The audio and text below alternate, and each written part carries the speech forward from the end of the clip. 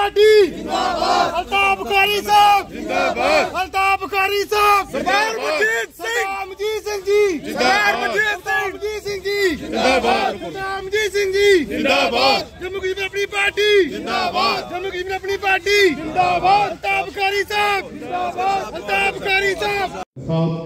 Provisional president सरदार मजीद सिंह जी और सारी senior leadership का मैं स्वागत करता हूँ, साथ में आप सबका भी स्वागत करता हूँ। गल करते हैं कि साडी पार्टी उसले होनी चाहिए जिले इतने जेएंडके एक जड़ा टाइम सी जड़ा 370 टुटिया साहब ने क्या कि कैफू लग गया, बुरी हालत होगी। जम्मू कश्मीर अपनी पार्टी जिंदाबाद। जम्मू कश्मीर अपनी पार्टी जिंदाबाद। जनाब अल्ताफ बुखारी जी जिंदाबाद। जनाब अल्ताफ बुखारी जी जिंदाबाद। सरदार मजीद सिंह जी जिंदाबाद। सरदार मजीद सिंह जी जिंदाबाद।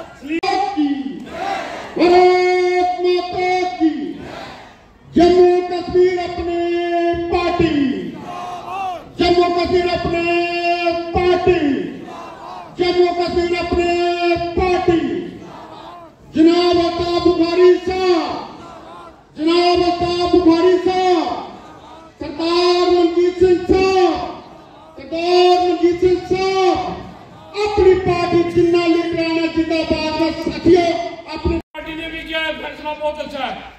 नेशनल कॉन्फ्रेंस कांग्रेस पीडीपी इन सारे ने हमलाई सिर्फ उस वजह अल्ताफ बुखारी जी आगे आगे बिल्कुल गलत है और इन्होंने दिल्ली जाके 24 घंटे के अंदर अंदर ऑर्डर चेंज करवाया और तय करवाया कि सारिया नौकरियां जम्मू कश्मीर के लोगों को मिलनिया, बाहर का कोई भी आदमी आके इतने नौकरी नहीं लै सकता। उस बार कामी साई जड़ा लिया के 15 साल तक जो रहेगा। हालांकि साडी पार्टी का कहना है कि कम से कम 35 साल का जो इतने रह रहा हो उन्होंने यह अधिकार दिता जाए, दूजे लोगों को इतने नौकरियों का अधिकार नहीं दिता जाए। एक गल सिर्फ और सिर्फ जम्मू कश्मीर अपनी पार्टी ने कही। मेरे दोस्तों साथियों, जमीनों के बारे तुसीं देखा पिछले दिनों पिंडा से जाके ये बॉर्डर इलाके जगह जगह तहसीलदार पटवारी जाते सी कि जमीन सरकारी है, ये जमीन कस्टोडियन है, थोड़ा इहदे ते कोई हक नहीं। लेकिन उस वेले भी जम्मू कश्मीर अपनी पार्टी ने आवाज बुलंद की थी और मजबूर किया सरकार को कि जिहड़े लोगों को तुसीं जमीनों को बेदखल कर रहे हो, एक कहते भी सूरत से जम्मू कश्मीर अपनी पार्टी नहीं होने देगी। मेरे दोस्तों साथियों, मैं कहना चाहता कि जम्मू कश्मीर अपनी पार्टी का वादा लोगों के नाल, अल्ताफ बुखारी साहब का वादा लोगों के नाल कि जे साडी पार्टी की सरकार आएगी, क्योंकि बिजली जम्मू कश्मीर से तैयार होती है और बिजली सानू महंगी दी जाती है। अल्ताफ बुखारी साहब का यह कहना है कि साडी पार्टी की सरकार आएगी, असीं हर घर चाहे वो अमीर है चाहे वो गरीब है, उन्होंने हर महीने 500 यूनिट बिजली फ्री दी जाएगी। ये जम्मू कश्मीर अपनी पार्टी का वादा है, ये साडी पार्टी का वादा है कि जी पेंशन है ओल्ड एज हैंडीकैप विडो अनाथ बच्चे इन्होंने अज 1000 पेंशन मिलती है। इस महंगाई के 1000 के नाल कुछ नहीं बनता।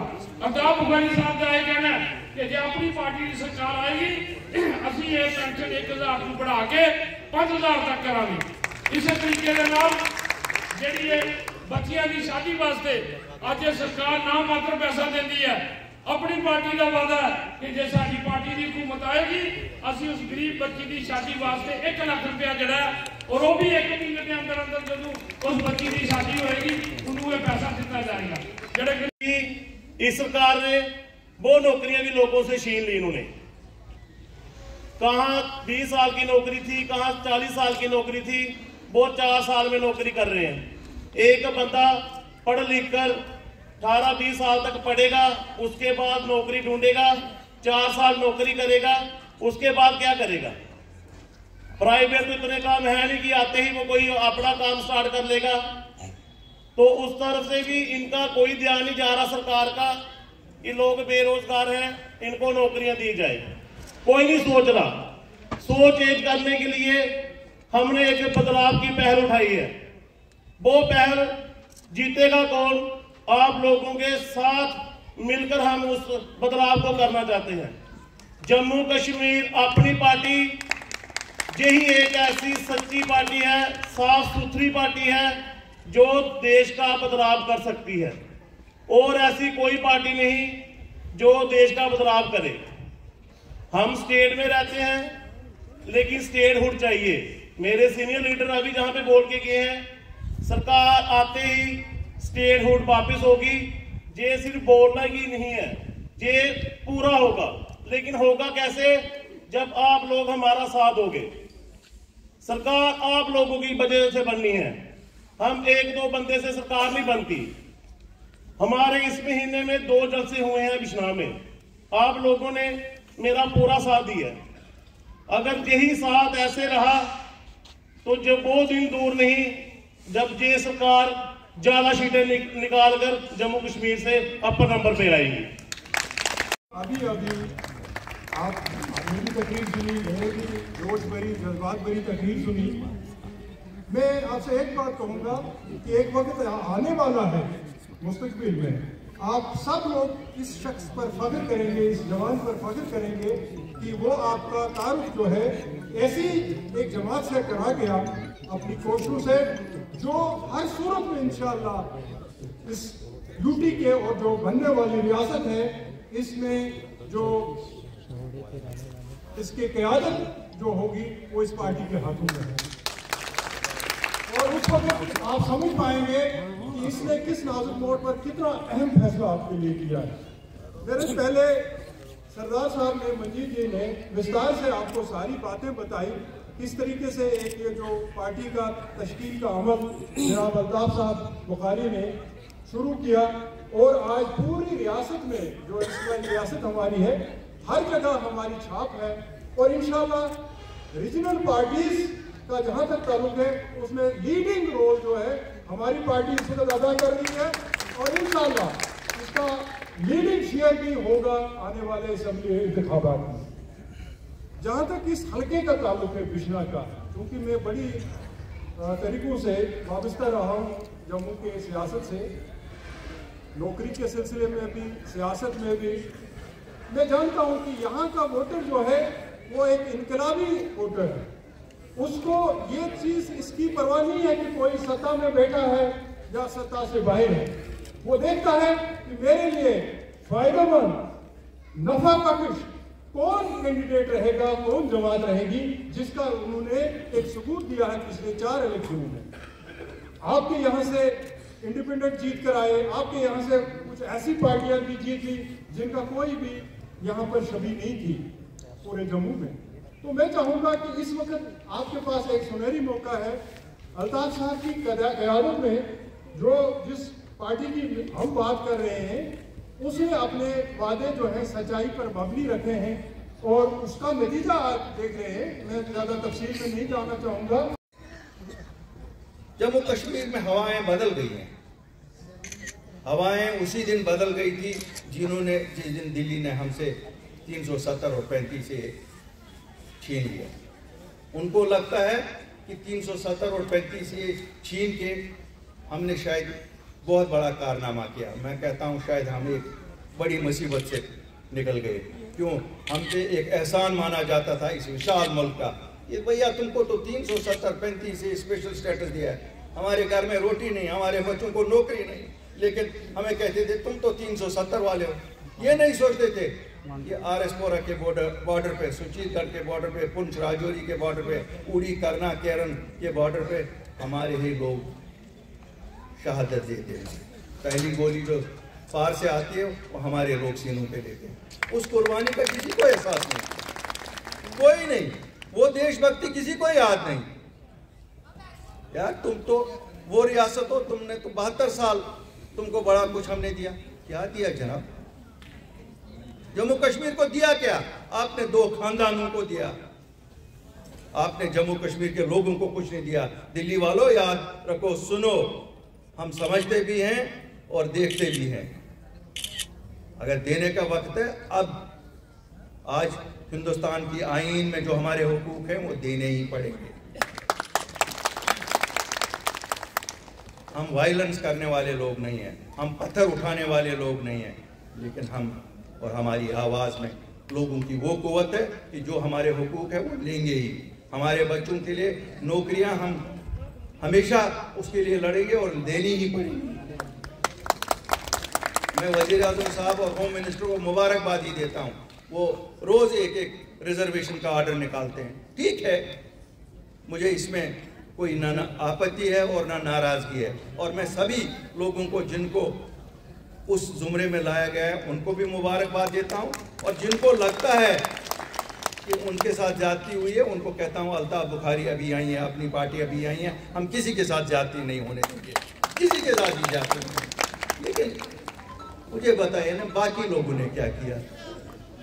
जम्मू का डोगरा भी है, कश्मीर का मुसलमान भी है, कश्मीरी बोलने वाला भी है, डोगरी बोलने वाला भी है, आम सरदार भी है। जाटों को तो कहीं थोड़ा सा इंक्लूड कर दिया, लेकिन मैं अभी पूरा क्लियर नहीं हूँ कितना इंक्लूड किया। लेकिन सबको तो दे दो ना, 5-5 साल का इनको कम से कम रिलैक्सेशन सेंट्रल जो गवर्नमेंट के यूपीएससी के एग्जाम्स हैं उन सेंट्रल नौकरियों में 5 साल का दे दो। ये तो था, यहाँ कौन से अभी पूरे हालात ठीक हो गए? क्या आपने अपने हमसाया मुल्क के साथ हालात पूरे ठीक किए कि मैं अपने सुचीतगढ़ वालों को, यहाँ आरएसपुरा वालों को और बाकी अरनिया वालों को या पुंछ राजौरी वालों को कहूँगा अब आपको घर नहीं छोड़ने पड़ेंगे? उन बच्चों का क्या जो जिनका इम्तिहान होता है और वो जाके शेल्टर से इम्तिहान देते हैं? वज़ीर आज़म साहब जरा सोचिए, उन लोगों की मुसीबत है, उन लोगों को आपको ये कंसेशन देना ही पड़ेगा। और कंसेशन कौन सा है? 5 साल। अभी तो शायद शाम को जब हमारा बच्चा पढ़ने के लिए बैठता है उसको बिजली भी नहीं होती है। ये 74 साल के बाद भी हम देख रहे हैं। और जम्मू कश्मीर के बिजली पैदा होती यहाँ है लेकिन बिकती बाहर है। हमें कहा जाता है साहब पैसे तो उन्होंने लगाए। जनाब वज़ीर आज़म साहब आप रोड बनवाते हैं, मुबारकबादी है आपको, बहुत रोड बनाए आपने, लेकिन 30 साल के बाद वो रोड सब ठेकेदारों से आप ले जाते हो कि ये आप सरकार के रोड हो गए। तो हमारे पानी पे बिजली घर बनते तो 30 नहीं तो 35 साल के बाद उसको तो जम्मू कश्मीर को वापस दे दो। 35 साल कमाई करो, पूरा कमाई करो, आप अपनी कीमत नफा सब कुछ निकालिए, उसके बाद क्यों नहीं? क्या हमें हक नहीं है ये मांगने का? क्यों भाइयों, हमें हक है। जब हमारा पानी हमारी रियासत को नहीं मिलेगा बिजली तो किसको मिलेगा? हम कहते हैं चलो जी पैसे हमारे पास नहीं थे, उन्होंने लगाया प्रोजेक्ट। जब बाकी चीजों में आप 30-32 नया जम्मू कश्मीर हमें ये मंजूर नहीं। हमें नया जम्मू कश्मीर वो मंजूर है जिसमें हमारे लोग, हमारे अफसर सरे फिरिस्त हो और बाकी सब पीछे हैं। हम नहीं कहते हैं अगर 74 साल में सियासतदानों ने यहाँ लूट मार की है। मोदी साहब हमने तो नहीं देखा आपने किसी का बाल बीका कर दिया। कहते तो बहुत कुछ हो, सुनते तो हम बहुत कुछ है। कहीं ये बात तो नहीं कि अंदर से आप सब मिले हुए हो, खाली लोगों को धोखा दे रहे हो। वरना शायद आप झूठे इल्जाम लगा रहे थे उन लोगों पे। दो में से तो एक चीज है। क्यों? हमारे पास तो इन्वेस्टिगेटिव एजेंसियां हैं नहीं, आपके पास तो सब है। अगर है तो फिर दिखाओ ना हमें, वरना क्यों उन लोगों को बदनाम कर रहे हो? आप कहते हो, जिसको रात को कहते हो कि साहब इन्होंने तो लोग मरवाए हैं, सुबह उन्हीं को कहते हैं यही लोग अब आगे को हमारे साथ ही चलेंगे। हमें याद है 2014 के इलेक्शन में जम्मू वासियों ने आपको 25 सीटें दी थी भाजपा को, और इस वादे पे दी थी कि आपको 2 खानदानों से आज़ाद करेंगे। जम्मू वालों यही वादा था ना, उसी पे सीटें दी थी ना। मुझे याद है कृष्णा वालों ने उस वक्त भी उनकी नहीं सुनी थी, शायद कृष्णा वालों को पता थी ये क्या करने वाले हैं। तो 24 घंटे भी नहीं लगे जाके उन्हीं की गोद में बैठे। 24 घंटों में वो डुल गए। धोबी कौन सा ये था हमें भी बता देते तो हम भी उस धोबी के पास जाते, शायद हम भी करते। जम्मू कश्मीर के लोगों को कहता मैं यार अपने आप को न्याला दो उस धोबी के पास, क्यों दिल्ली वालों को ये दुल्ले हुए लगते हैं।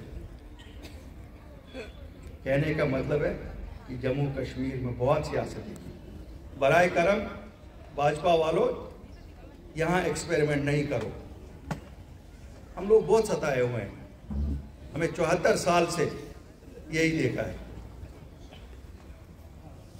भारत की सरकार कहती है कि हमें पूरे मुल्क में असेंबली और पार्लियामेंट का चुनाव इकट्ठे करना है, यही कहते हैं ना। फिर एक कमेटी भी बनाते हैं, उसमें पुराने सदर को चेयरमैन बनाते हैं। फिर कहते हैं अब ये कमेटी रिकमेंडेशन देगी 29 से करेंगे, क्योंकि अभी काफ़ी जगहों पे असेंबली इलेक्शन हुए हैं, ये बीच में नहीं तोड़ सकते। यार शुरू करो जम्मू कश्मीर से। यहाँ तो 5 साल से असेंबली के इलेक्शन हुए नहीं, कर दो ना इलेक्शन साथ ही। आप लोग देखोगे कि क्या मुश्किलात आती हैं अगर दोनों इलेक्शन साथ होते हैं। चलो एक एक्सपेरिमेंट ये भी सही जम्मू कश्मीर से, लेकिन नहीं, अदालत कहती है यहाँ सितंबर से पहले जम्मू कश्मीर में इलेक्शन करो। मुझे पूरा शक है ये कोई ना कोई बहाना ढूंढेंगे। क्यों ये सत्ता छोड़ना नहीं चाहते हैं? ये चोर दरवाजे से बैठे हुए हैं भाजपा वाले, उसी कुर्सी पे बैठेंगे। इनको लगता है ये ठेकेदारों का क्या होगा जिनको हम यूपी से लाए हैं, बिहार से लाए। साहब हमें बताओ, वो हफ्ता भी हम आपको ही भिजवाएंगे। इन शराब ठेकेदारों का क्या होगा जिनको हम अभी वो कहते हैं ना गाय से दूध लेते हैं, इन गायों का क्या होगा? ये दूध भी उनको ही भिजवाएंगे शराब का। लेकिन हमारे लोगों को तो छोड़ो, यहाँ इलेक्शन तो कम से कम होने दो, कम से कम हमारे लोग चैन का सांस तो ले लेंगे। हम इनकी वजह से आए हैं, नई जमात है। आप देखते हैं कोई हम सत्ता में रहे नहीं हैं, लेकिन अल्लाह के फजल से सत्ता में ज़रूर आएंगे और लोगों को वही वादे कर रहे हैं। और आप प्रेस वाले हमें हर जगह फॉलो करते हैं, आपका भी शुक्रिया करता हूं। जो हमारे वादे हैं मुझे याद दिलाना जिस वक्त हम सत्ता में होंगे कि अल्ताफ बुखारी ये वादे हुए हैं और आप देखेंगे एक एक करके वो पूरे होंगे। बिश्नाह की जनता के लिए क्या मैसेज रहेगा? मैंने जैसे अपनी तकरीर में भी कहा बिश्नाह की जनता को कि आप हमेशा एक वेव के अगेंस्ट रहे हैं। आज कोई वेव दिखती नहीं है जम्मू में। आज अगर कोई चीज़ दिखता है तो बदलाव की आवाज़ दिखती है। उस आवाज़ का हिस्सा बनो और अपनी पार्टी को यहाँ से। बुखारी साहब, अपनी पार्टी की किस तरह की लोकसभा चुनाव को लेकर तैयारी? देखिए मैं बताऊंगा आपको, सच बात यह है हम नई जमात हैं। हमारे लिए लोकसभा चुनाव प्रायोरिटी उतनी नहीं है जितनी असेंबली है। क्यों? हम असेंबली के लिए जिसे डायरेक्टली मेरे लोगों को फायदा होगा, लेकिन जिस वक्त चुनाव का ऐलान होगा आप देखेंगे हम भी अपना डंडा और झंडा हर जगह खड़ा लेके चलेंगे। अगर बात की जाए तो अमर अब्दुल्ला साहब ने एक न्यूज़ 18 से बातचीत करते हुए बयान दिया था कि उन्होंने कहा कि इस बार जो है बीजेपी 400 के पार जा सकती है। देखिए उमर अब्दुल्ला साहब के अपने व्यूज़ हैं, वो सीनियर सियासी रहनुमा है, मैं उस पर टिप्पणी देना नहीं चाहता हूँ। शुक्रिया सर, थैंक यू।